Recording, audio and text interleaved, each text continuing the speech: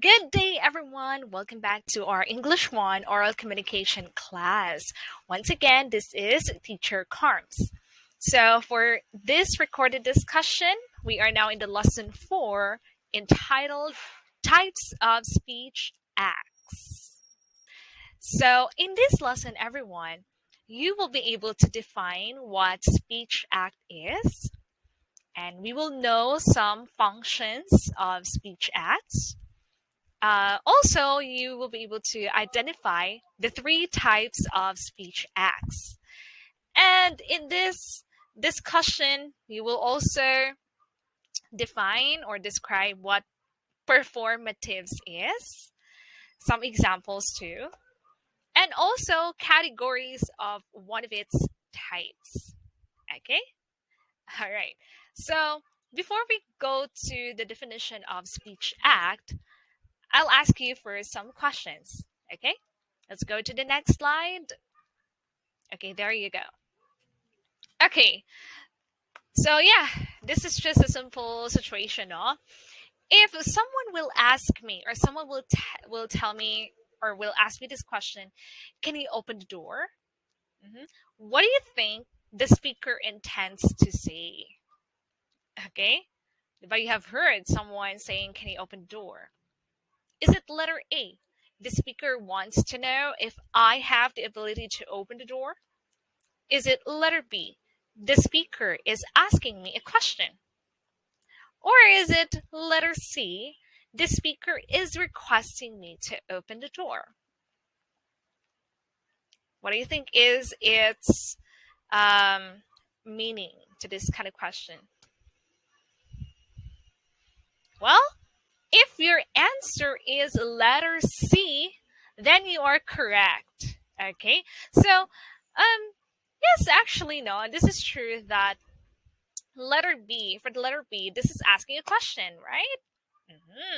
But there is an intention with speaker for me, to open the door. There is a command or there is a request. All right. So again, let's go to the next situation. Okay, this one.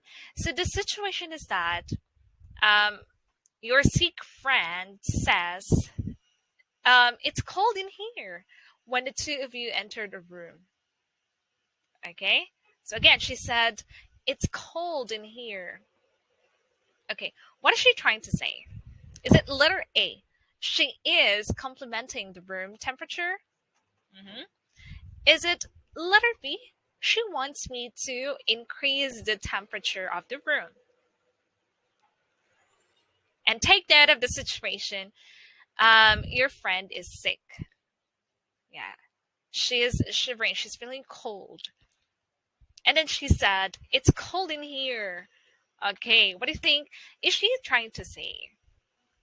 Is it A or B? Okay, well, if you answer letter B, that is correct.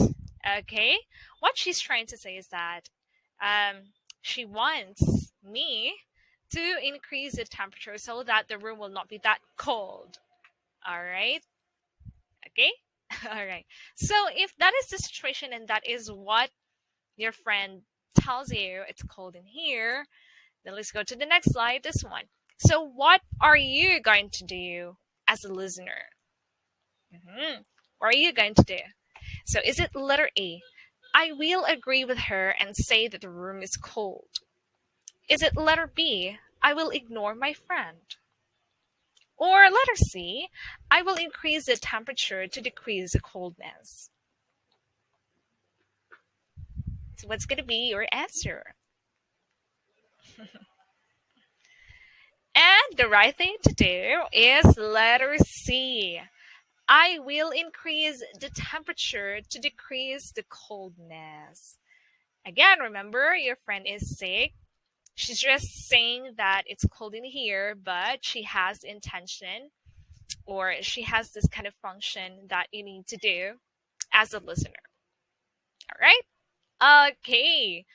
And so now let's define, class, now what is a speech act. Okay, for us to understand better, no, kung unsa dyan na ang speech act. Okay, so class, when we say speech act, it is an utterance that a speaker makes to achieve an intended effect. Okay, again, take note of the words utterance and the terms intended effect. Okay, by the way, when we say utterance, it means a spoken word, statement, or vocal sound. So in other words, this is the act of saying or expressing something. Kanang magtabi ka, no? All right, spoken word, that is utterance. Okay, so if we are going to dissect the term speech act, so speech, of course, that is the utterance because you're speaking, you're speaking, and then you utter words, diba? So that's why it's speech. And then act is the action after the utterance. Okay, intended action after what is said by the speaker, or the intended effect. Okay, again, action or intended effect after the utterance or after the speech. So that is the speech act, everyone. Okay, I hope you got it, no? Because class, diba, we communicate mostly using words, but knowing the words is not really enough. You have to recognize the words and understand its meaning, correct?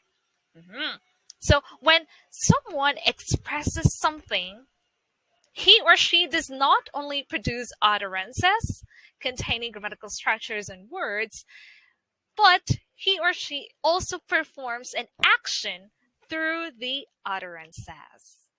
Okay? So the action performed by an utterances is called speech acts, everyone. Okay, so let's go to the functions. Okay, here, some of the functions which are carried out using speech acts are offering an apology. Diba? When you apologize to someone, you wanted that person to forgive you, correct? Okay, another is greetings. So when you greet someone or a group of people, so that is showing respect, right? And at the same time, you want to be greeted. So, some greetings. Next, making a request. Diba? When you request on something, then you have this kind of intended effect on your mind. No, ano ni-request ka, ana? Or probably complaint. So you want an action of a certain complaint. Invitation. So when you invite a friend to a party or join a certain group, diba? So you want that person to act or to join or to accept your invitation. And then compliment. Yeah, saying something good about a person, about a place, food, or something like that. Or even refusal. Okay, and many other functions, class, for the speech act. Okay. Next is that a speech act might just one word or several words in or sentences. Okay, so pwede siya usa lang ka word, no? As simple as that. Just saying stop, for instance, diba? Just one word, stop. And then, when you say stop, of course, the person will stop. So there is an action after you uttered the word stop. Okay. Another example is this one on the screen. Now, for example, just saying thanks or thank you for always being there for me.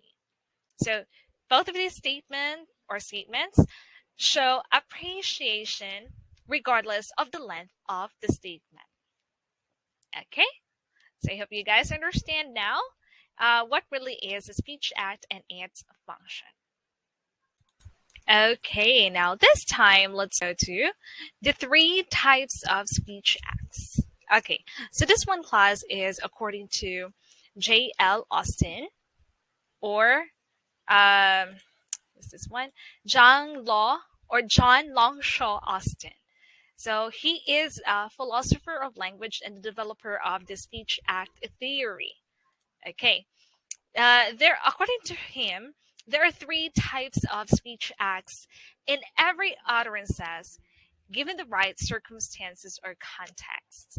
And these are, first, locutionary act.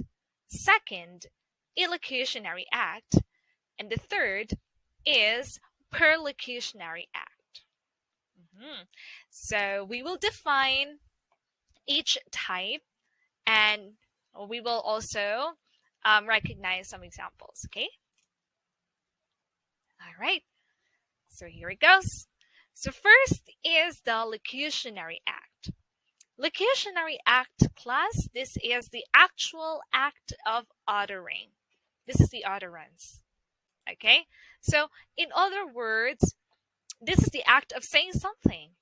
So it has meaning and it creates an understandable utter to convey or express what is it that the speaker wants to say, diba? So just remember, in other words, locutionary act is what is said. Okay? The words that are said or uttered. Okay. So for example, someone says, please do the dishes. Okay. So just by that statement uttered or spoken by a person, let's say for an example, your mother at home will say this one, please do the dishes. Okay? So that's simply what we call locutionary act. Next is illocutionary act. Illocutionary act is the social function of what is said. Or in other words, that is the function or intention of the illocutionary act. Okay? Function or intention of what is said. So, in an illocutionary speech act, it is not just saying something itself, no, but the act of saying something with the intention of, for example, stating an opinion, confirming or denying something, making a predictions, making a promise, making a request, or issuing an order or a decision, giving an advice, or even permission. So naanay function, naanay intention. Or there is a purpose, no, of what is said. So that's illocutionary act. So, in our example situation here, for instance, at home, your mother will say, please do the dishes. So that's still locutionary act. And then, by uttering that one, your mother is, the purpose of saying that one is that your mother would like you or requesting you to wash the dishes. Right? Please do the dishes. So there is a command or there is a request that the listener or the receiver of this statement must do an action, which is to do the dishes. Okay? So there is an intention of saying this one, the statement, please do the dishes. Did you get it? So that is a locutionary act. And the third type of the speech act is perlocutionary act. Okay, so perlocutionary act class, it is the resulting act of what is said. Resulting act. So this effect is based on the particular context in which the speech act was mentioned. Okay, so in other words, perlocutionary act, it's the response. What's the response of the receiver? Okay, or the listener. Okay, so this happens when what the speaker says has an effect on the listener. Kung nakasabot sa si listener, no, so na-enjoy action. Alright? So, in other words, in the situation again, your mother will say, please do the dishes. And then in the illocutionary act, you understand that your mother is requesting you to do the dishes. Now, since you understood, you are then going to wash the dishes. So, the act of washing the dishes that is done by the receiver or the listener, that is now the perlocutionary act. Okay, so I hope you get it, class, no, the definition and the example of the speech acts or the types of speech acts. So to understand more, I have this another example. This is a cute example.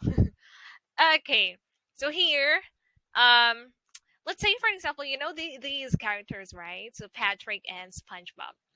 So for instance, Patrick said, "You know what? I'm starving." Mhm. So that is locutionary act because there is an utterance of the words, you know what, I'm starving. That's coming from Patrick in this, example. And then in the illocutionary act, okay, just by saying that one, actually Patrick has a purpose of saying that one, no, because he is hungry. So Patrick, in other words, expresses hunger and he is indirectly requesting SpongeBob to prepare Krabby Patty for him. Okay? So that's the illocutionary there. So what about kung sa ato pang situation nagpadungog-dungog si Patrick, "Uy, gutom kaayo ko." Yes, no?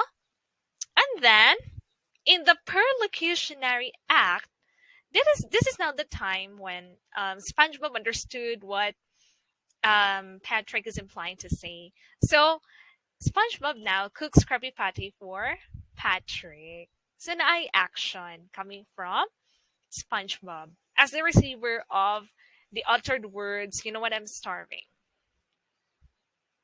Okay, so I hope you get it, class. Know what I'm trying to illustrate in here, so that you can definitely recognize locutionary, illocutionary, and perlocutionary. And there are more examples that you can actually um, give in the class, no, during your face to face.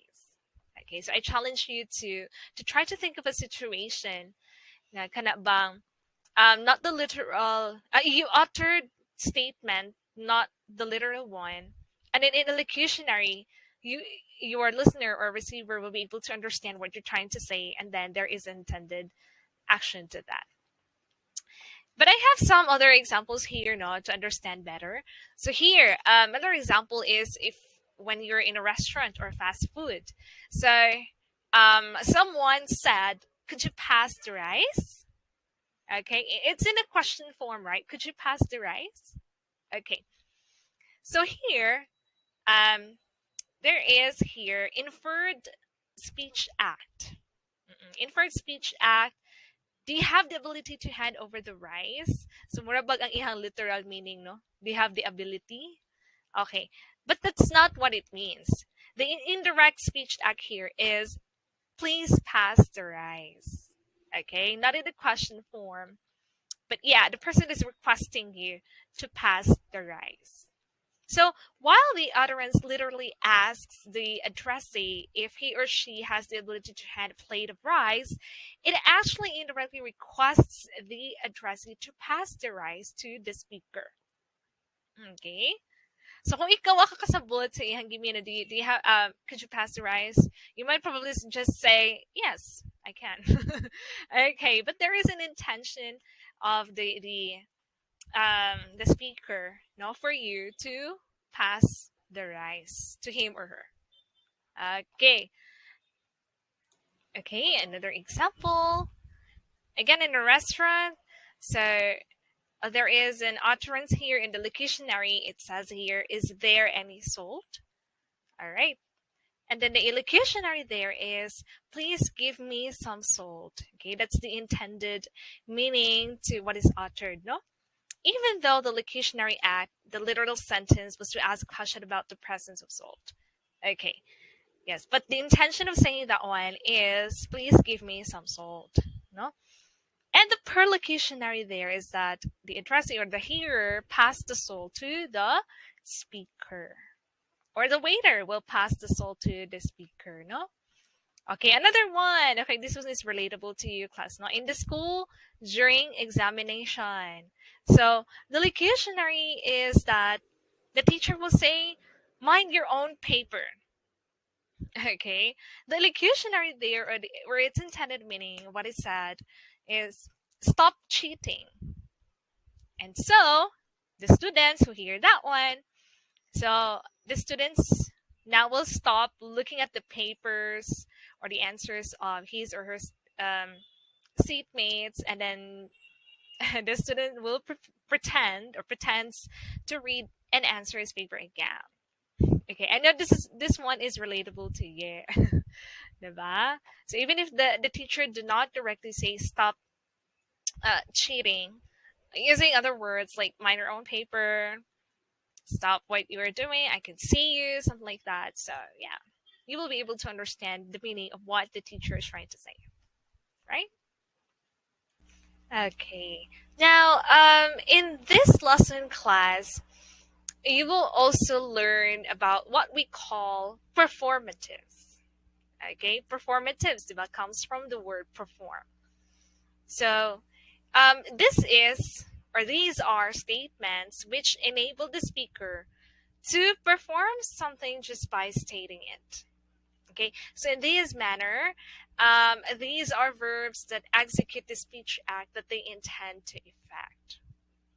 And when it comes to performatives, everyone, you have to remember that a performative utterance is said by the right person under the right circumstances results in a change in the world, according to the definition in our book. No, now as you can see in this slide, I have here two pictures. Okay, the other one's wedding, the other one is declaration on something by our former president. Now my question is, which between the two pictures is what do you call this one, is performative?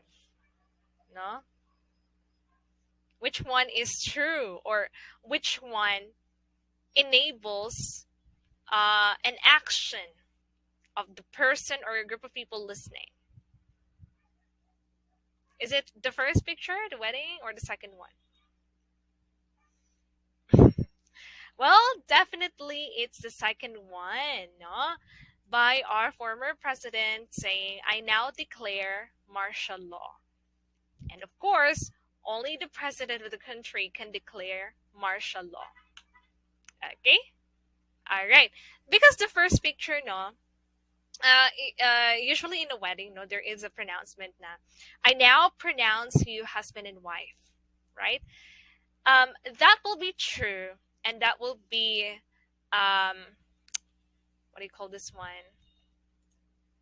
Okay, or that will be declared if it is spoken or stated or authored by an authorized person, such as a priest, a judge. So, in a wedding, diba, there will be an effect of binding a couple in marriage. However, if the same statement is uttered to the same couple in the same place by someone who is unauthorized to marry them, just like what you can see on the screen, or Robert, or maybe your classmate, no, will say that one. So there is no effect because a condition was not met. Again, remember, the second statement here in our slide, no, a performative utterance is said by the right person and the right circumstances results in a change in a world. Did you get it, class? Okay. Now, if you will say, you as a student, you will say, I now declare martial laws. Is there any change happening in our country just by you stating that one? Of course, no. You cannot declare a martial law. There will be no performatives there. Is that clear? Okay, now let's proceed to our, I think this will be the last part na sa atoang lesson.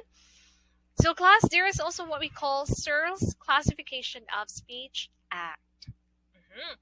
So it's called Searle's classification because this is coming from John Searle as a response of Austin's Speech Act theory. No? So John Searle is a professor from UC, University of California. So he classified elocutionary acts into 5 categories. Again, remember, elocutionary act classification or category.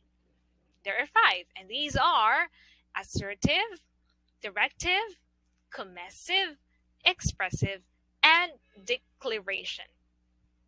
Okay, so again, elocutionary act ni sila.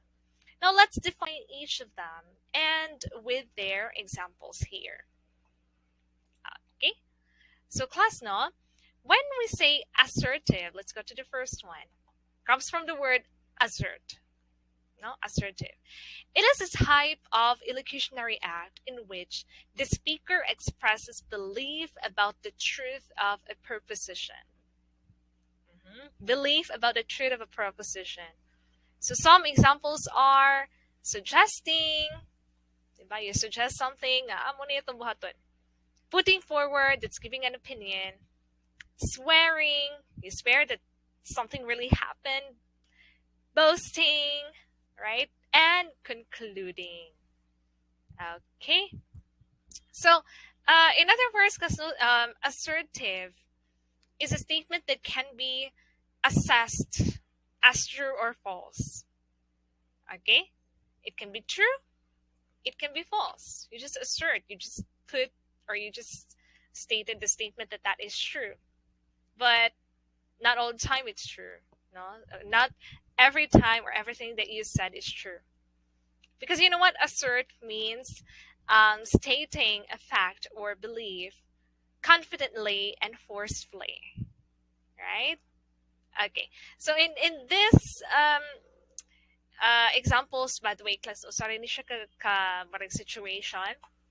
So as an example in our assertive here, the example statement is the door is shut.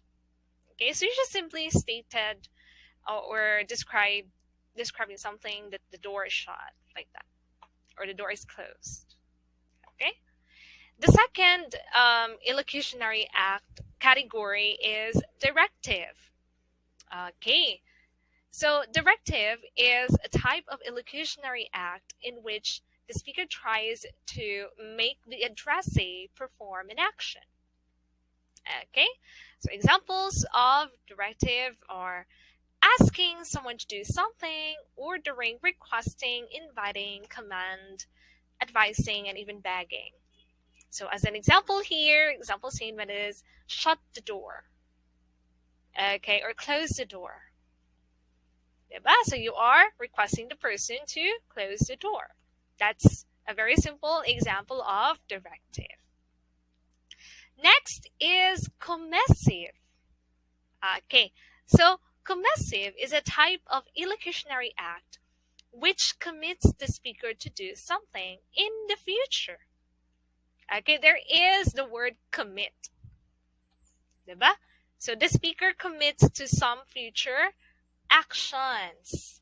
Okay, examples are promising, making plans, vowing, and even betting. So when we say betting, class, diba, it's something that is laid or pledged between two parties on the outcome of a certain competition or contingent issue, something like that. Ni bet ka nga, oh, muna makadaog, muna sakto, something like that. Okay, commissive. So as an example here, the speaker will say, I will shut the door, or I will close the door. Okay, so you commit to close the door. So that is commissive. Next is expressive. Okay, so from the word express. So expressive class is a type of illocutionary act in which the speaker expresses his or her feelings or emotional reactions. Examples are thanking, apologizing, welcoming, deploring.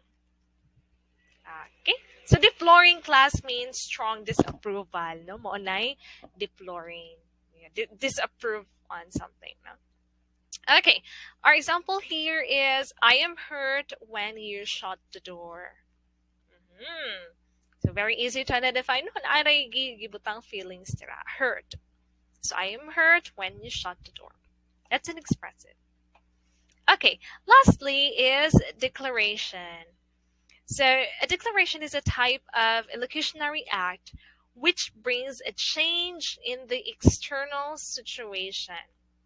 This is actually somewhat like performatives, no? So simply put, declarations bring into existence of or cause the state of affair which they refer to. Okay, so the speaker brings about the change in this world. So mura gid siya og performatives, no? Some examples are blessing. Iba ka nang mag-blessing done by the priest. Firing. The boss will fire a certain employee. Diba? I-declare. Baptizing. Okay, in the church. Diba? By the priest. So, i-declare na you are now part of the Roman Catholic. Diba? And then we have bidding. So, bidding is you declare to offer a price for payment or acceptance, diba?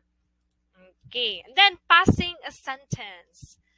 Yeah, when you pass a sentence, that is officially decide how a criminal will be punished, diba, in the court. So that's passing a sentence. And excommunicating. So excommunicating class is officially excluding someone from participation in the sacraments and services of the Christian Church. So, mo na siya, no? Examples. So, example statement here is that, I named this door the Golden Gate. Diba? Nag-declare ka nga ang pangalan ng door, Golden Gate. Okay? So, I hope you understand now the 5 categories or types of elocutionary act, everyone. Okay, this time let's check your understanding. Okay, so again, no, going back, we have assertive, directive, commissive, expressive, and declaration. So in the next slide, this one, I'd like you to identify the statements if they are assertive, directive, commissive, expressive, or declaration. Okay? Okay, let's have this activity. Number 1, check on her safety. Check on her safety. Is that assertive, directive, commissive, expressive, or declaration? Okay. So by the way, class, for you to challenge yourself again, you may pause this video, no, to answer these statements, this activity. Okay. So for number 1, this is directive. Okay. So again, number 2. Thank you so much for coming to my party.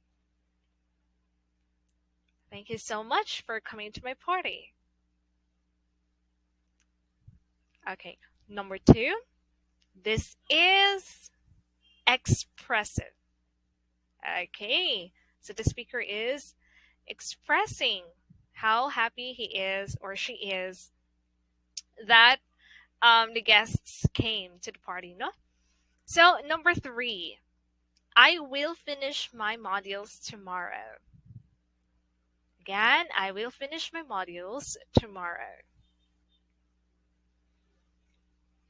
This one is commissive. Okay, commissive, everyone. So the speaker is having a commitment to do the action tomorrow. Okay, I will finish my modules tomorrow. It's commissive. Number 4, you are fired. You are fired.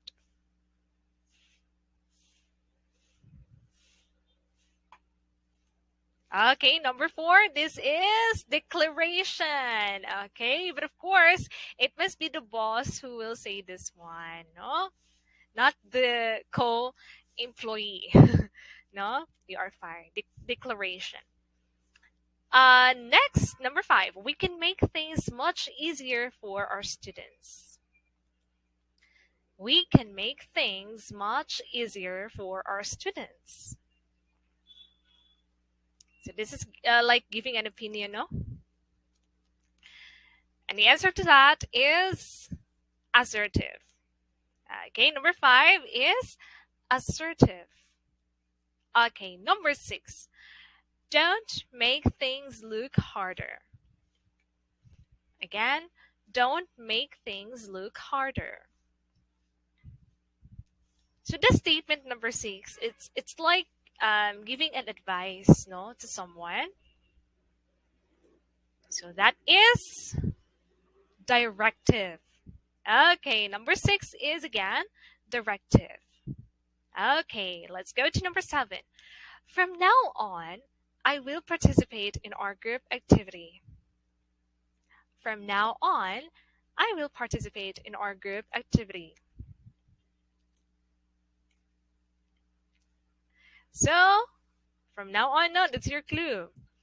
Number 7 is commissive. Okay, again, number 7 is commissive. Okay, number 8. A friend to all is a friend to none. Again, a friend to all is a friend to none. All right, number 8 is assertive. Again, number 8 is assertive.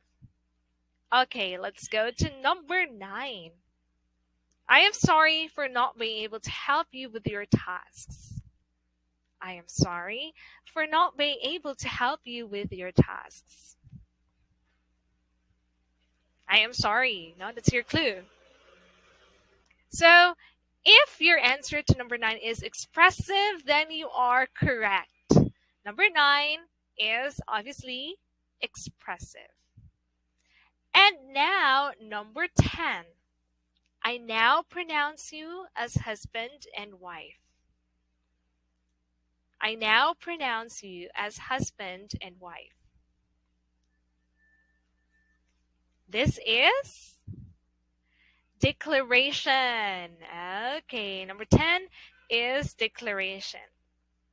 So class, I hope you got a perfect 10 in this activity. I hope you tried also to answer this one on your own. No? It's actually just very easy to identify lang. Now you have to understand it's illocutionary act, no? Because these are the categories of illocutionary act. What is its intended meaning? And in other words, its function, no? Why these statements are uttered. Okay? All right, so before we end class, just always keep in mind that speech acts include concrete life interactions that require the appropriate use of language within the given culture. And there is also what we call communicative competence. When you say communicative competence, it is the ability to use linguistic knowledge to effectively communicate with others. So, again, communicative competence is essential for a speaker to be able to use and understand speech acts. All right? And I do hope that all of you have this, what we call communicative competence. And that ends our recorded discussion, everyone. Thank you again for watching our discussion for the lesson 4, types of speech acts. So that's it for today, everyone. Take care and bye for now.